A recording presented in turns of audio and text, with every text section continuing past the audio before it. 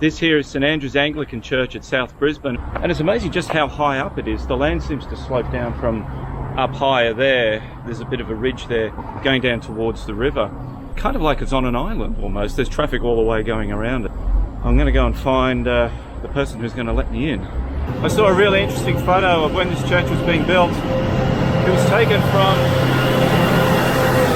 across the river, and it really is the most prominent building you can see at South Brisbane at that time. The photo was taken from Brisbane City. And here we go, Sanandra's Anglican.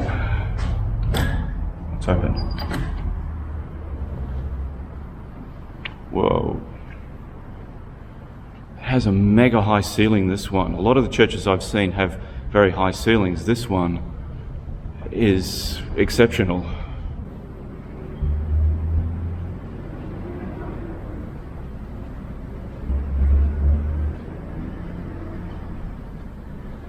Just standing up near the altar here in the chancel, I've noticed that there's two organs. There's one there, that one over there. There's another one behind me just there.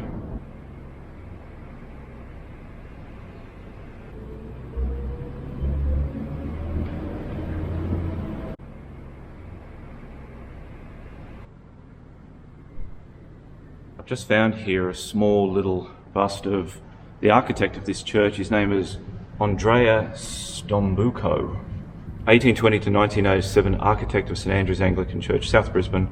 Now, there was originally going to be a tower and a spire. He had the idea to build that here, but it never went ahead. It was probably just too costly.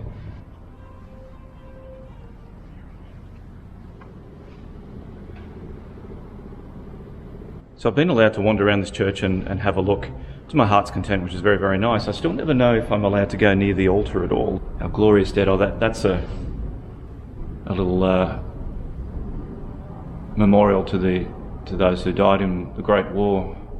Something I've been finding out about when I've been visiting these churches is that the Anglican churches tend to feel a lot less cluttered than the Catholic churches.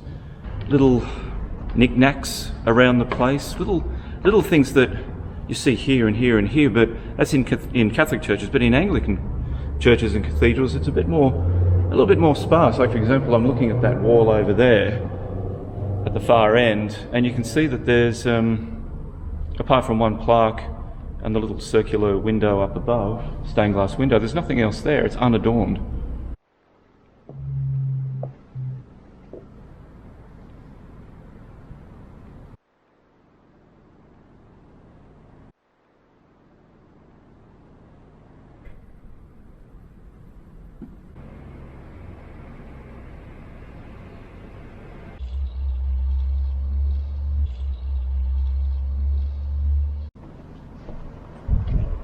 Just stepping outside of the church for a moment, going to go downstairs to look at the subfloors they've got.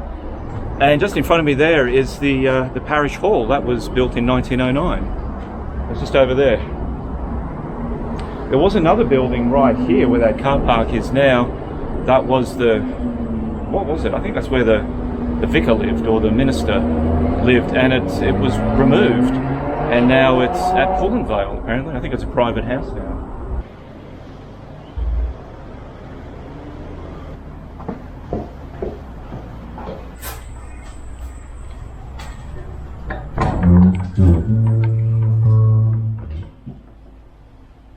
Cool.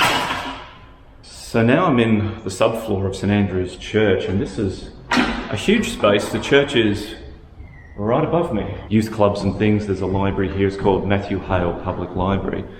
Huge space, but what a terrific thing to have in a church. All this extra room to do other activities and meetings and whatever. So this room is known as the blue room, and it was called the blue room because it was all painted blue, and apparently some of the students, or someone here, some young people, sandblasted the paint off the walls. Another big room, a nice painting of the church.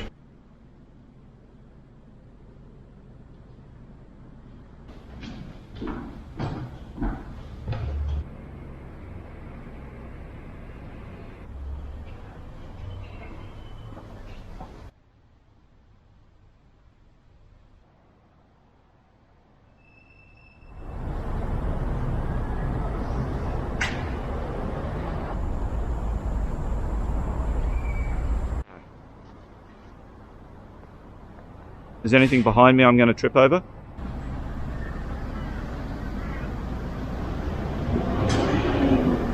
Well, that was Sanandra's. Terrific church, and thanks very much, Ian, for letting me have a look around. Now I've got to get back into the city and go and see a Church of Christ up on Ann Street, just across the road from St John's Cathedral. And that's a bit of a walk. It's a church I know absolutely nothing about. I don't even know if I can get in there. I never heard back from anyone at that church. So let's go and take a look and see if I can find out something about it.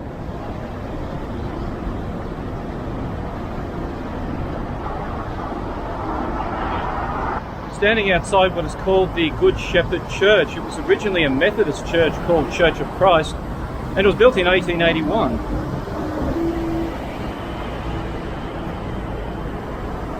All its services seem to be in Korean now.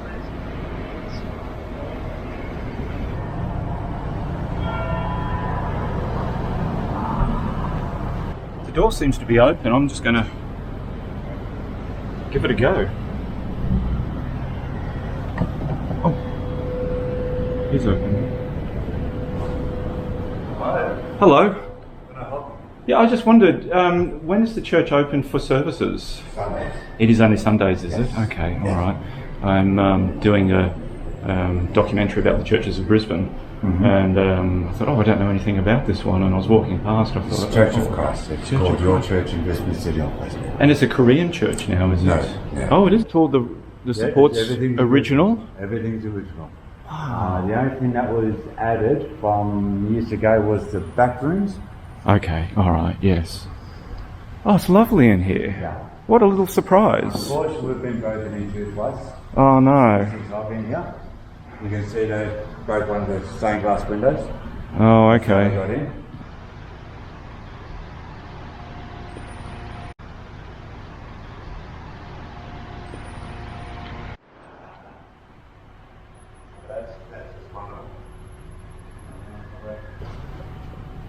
Oh, I see, yeah, okay. Yeah, we've got a Baptistery right there. Oh, wow. I was baptised in that tank. Really, were you, Ian? Wow. So there's a baptistry. Baptistery, yep. There's a baptistry right there. This is the behind the scenes. Oh, and there's a whole... No, this would be a later add-on here, wouldn't it? This part and downstairs is added on. This is the family room, Yep. also known as Studio B. Studio B. Now that would be the original wall, would it? The outside of the building? Yeah. Yeah, okay, so there's the original. Right, Ian, I'll leave you to it. Yep. Good on you, mate. Always. I'll see you later then. Yep. Okay, just leaving this church. That was really interesting. I didn't expect to get in. A guy in there called Ian, and he gave me a tour of the place. And it's not a Korean church, despite the sign out there. It's just a church, I think. Really, I don't know if it's a particular denomination. It's always been a mystery to me, this church, because there's nothing really out here to tell you too much about it. But it's still a functioning church, open on Sundays. There we go, 1880. He said it was 1883, I thought it was 1881. Early 1880s. Alright, where to next?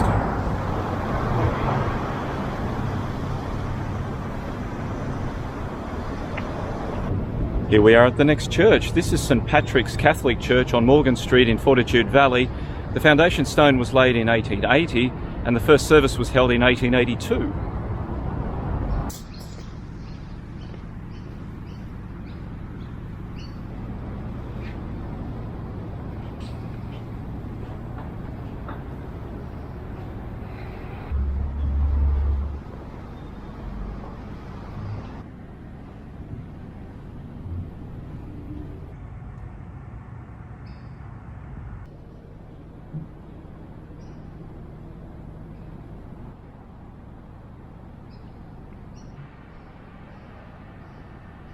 The stained glass window up there was imported from France and cost £400. Imagine trying to transport that from the other side of the world.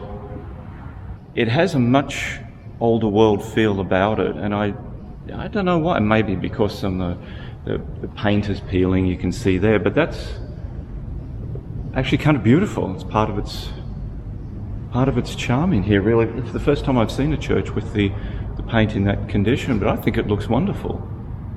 I actually hope they keep it. This is actually lovely right here, something I've never seen before in a church. This is a font here, but it's decorated or moulded or sculpted in the form of a big shell.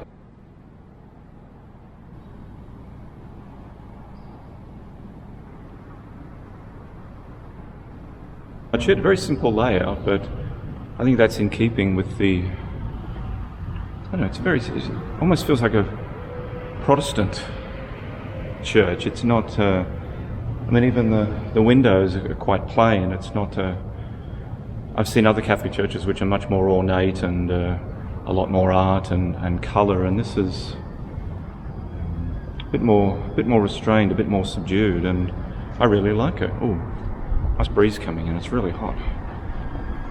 There's the Fortitude Valley outside. The sandstone dressing for the church came from Murphy's Creek out towards Toowoomba. Looking at the exterior, it's actually quite unique because you've got the same shape repeated 3 times, obviously a little bit taller in the front there, but each section has its own door with the main door in the middle there. I don't think I've seen that on any of the other older Brisbane churches.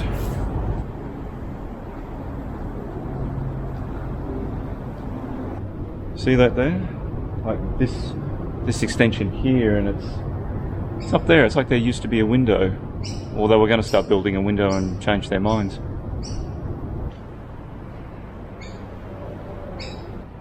Now walking to the other side of the back of the church, and that same thing's there again. It's like there was an old window. You see it up there.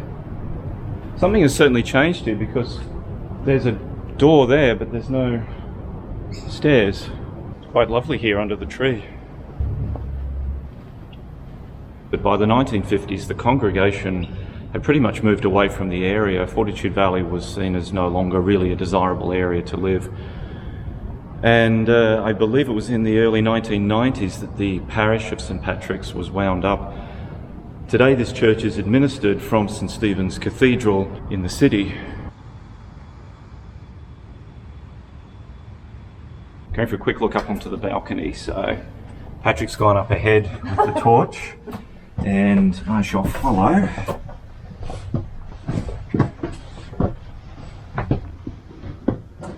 Oh, here we go. Wow. Ooh, nice one.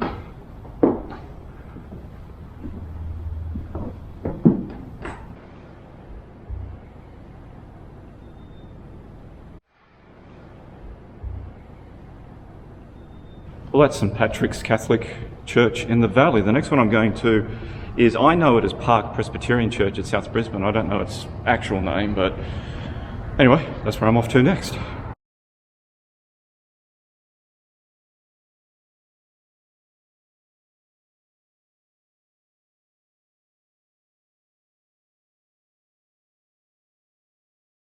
So I'm on Warner Street now in Fortitude Valley, and just across the road from me is the old Presbyterian Church. Valley Presbyterian, there it is. Before I go in, the information online says it was built in 1885. Up above the bell, on the little bell tower, it says it was built in 1884, so not sure which one is the correct one.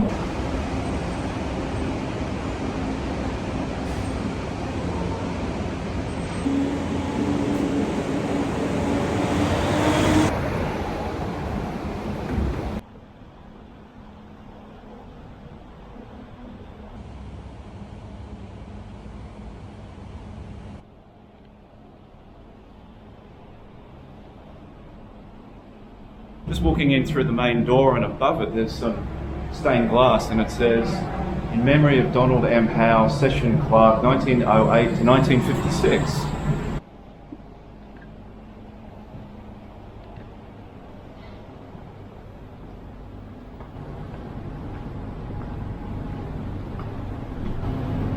Really is so surreal walking around here. I know it was a church, and you can still see the church here, it's intact.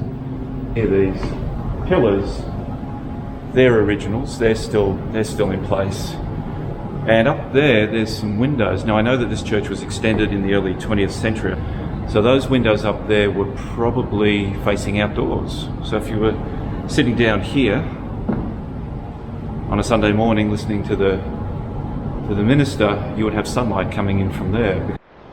So this part down here is the nave, and there's a balcony all the way around up there. Now, I don't know a lot about church architecture, but I always thought the balconies like that were more of a Baptist thing, whereas this is Presbyterian.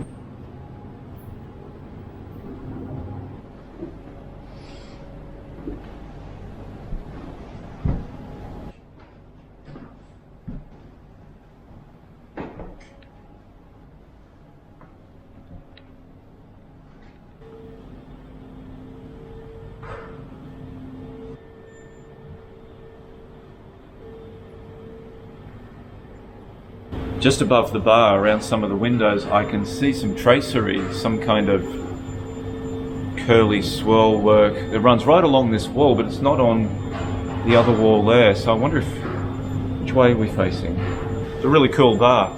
So now I'm going to go and take a look upstairs in the balcony area. So there's two lots of stairs. There's this one here, and there's another one that way. So these would be originals, I'm guessing. Stained glass is still here, and they've put covers over them to protect them.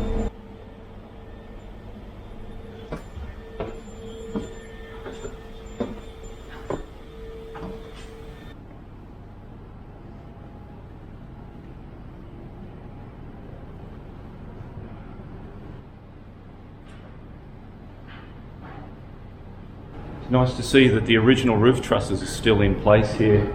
There's some extra scaffolding they've got for more modern day things, but the roof trusses here, they're the originals.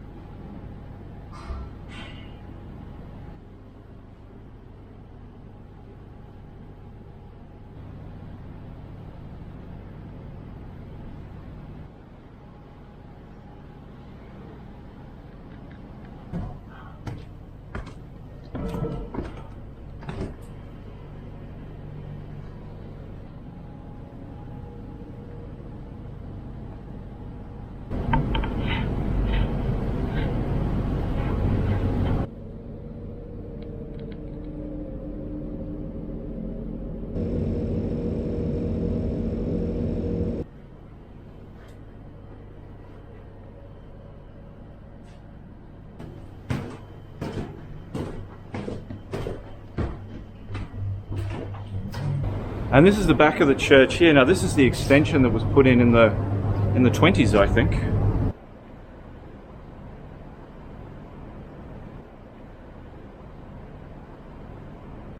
Right on the other side of the church, I noticed that the foundations of the church are on this very pink stone here. I wonder if this came from either Kangaroo Point or the quarry at Windsor. Not sure. It's all painted around the other side, but here it's nude. Just next door to the church is the old Sunday school. That was built in 1906, and today it's a venue for live music.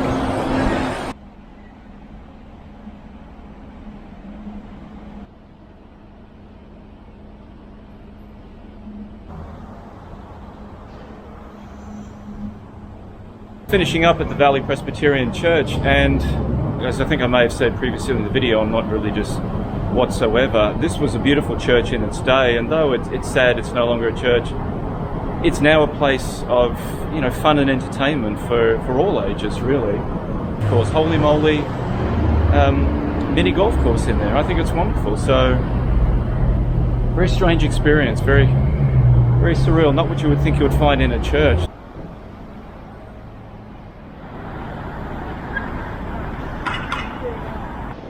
Now here on the corner of Burnett Lane and Albert Street in 1849, a Methodist church was built. This is the beginning of Burnett Lane just here. It was replaced in 1856 by this church, but eventually the congregation got so big they had to find a new place for a new church, and that one is a Brisbane icon, and it's just over the road there. Well, over two roads.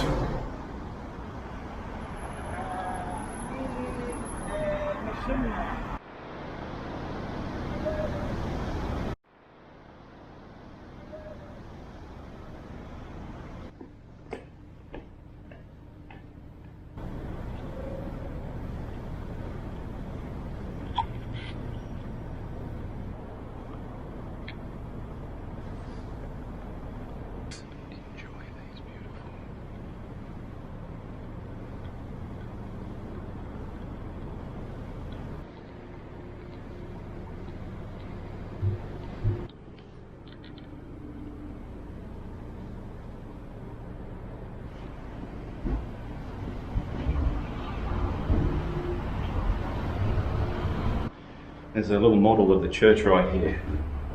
Look at that. So that was the door I went in down there. And so there's the front around there. So I'm just in those doors, just in the front there. It says here there's a time capsule containing centenary records and information on the Albert Street Church, buried underneath concrete floor in front of the communion rail. Exact location is marked by plaques setting the concrete floor. There's carpet down, I don't know if you can see it. So the first one's going to be open in 2039, and the next one after that will be 2089. Where do those stairs go? They go up.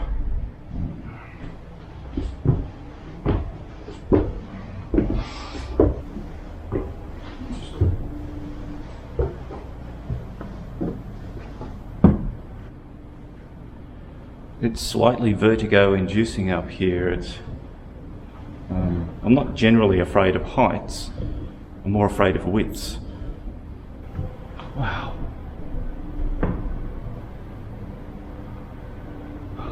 Terrific view.